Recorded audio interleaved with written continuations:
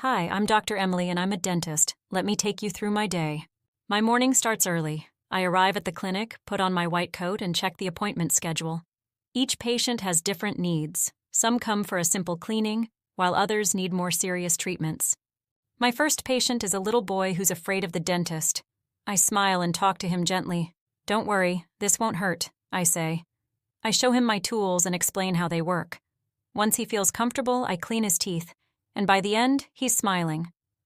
Later, I see a patient with a toothache. After examining her tooth, I explain, "You have a small cavity, but we can fix it today."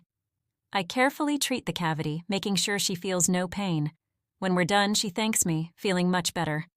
During lunchtime, I take a break, but I also check emails and update patient records. In the afternoon, I have more patients, including someone getting braces.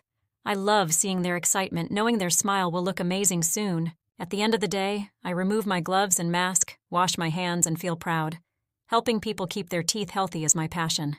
Being a dentist isn't just about fixing teeth. It's about making people feel comfortable and confident in their smiles.